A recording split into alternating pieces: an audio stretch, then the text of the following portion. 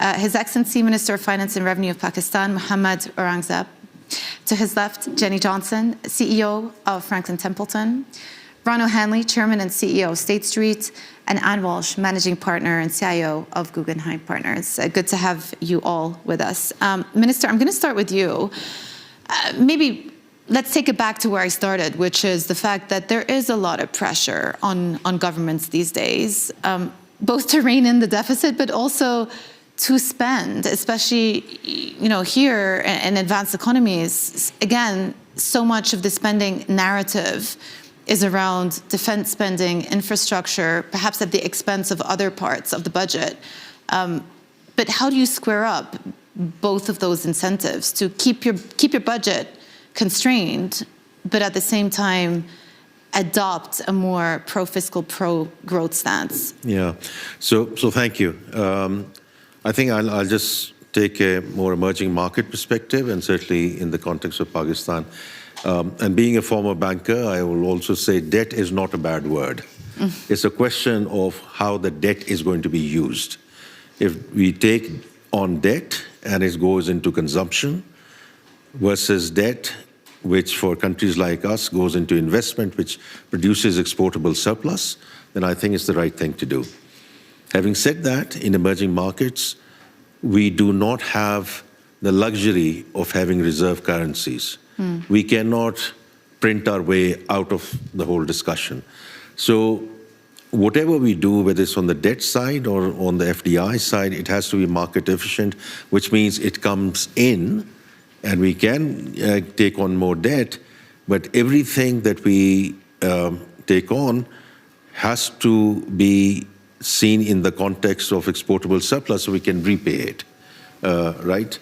If you bring in debt and it's all in terms of projects which are, in our case, rupee denominated, well, then we run an FX risk, and that's where so there is a currency mismatch discussion, and there's a consumption versus investment discussion.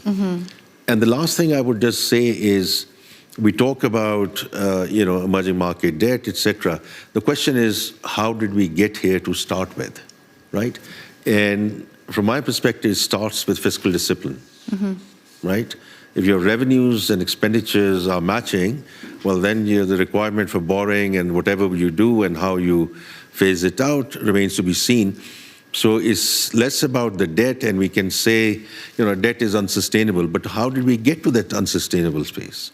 It's all about fiscal discipline, and especially in emerging markets, especially in the case of Pakistan, we don't have a choice but to maintain fiscal discipline. And therefore, we have brought our debt to GDP ratio down from 75 to 70%. And in the last year, we have had primary surplus, we have fiscal surplus.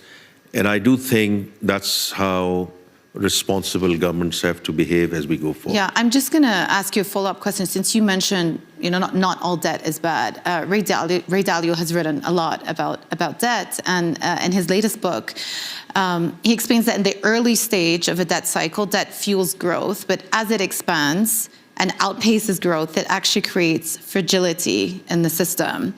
So given now we're in an environment where debt is being rolled over at even higher interest rates than before, than a couple of years ago, are we at the point where debt is actually constraining growth as opposed to boosting growth? Yeah, I think to a certain extent, we are now actually on the right side of the rate cycle. The rates are actually coming down. Of course, the panelists here will talk about the US situation and overall the European situation.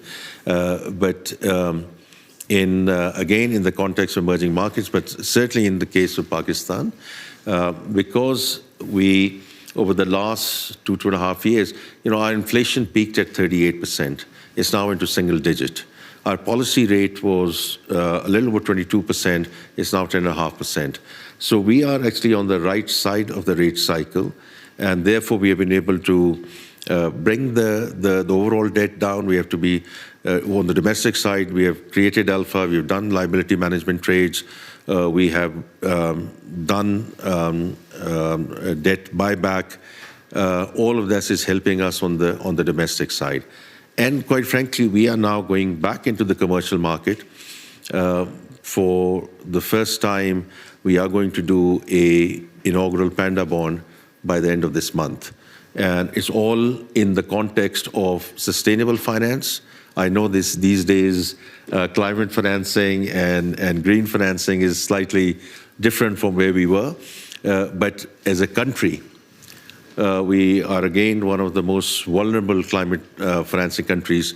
So this is going to be a green bond which is going to help us. And therefore, I'm going to say that, debt in itself is not bad. It's a question of what you do, how you do it, and what purpose you use it for. Yeah.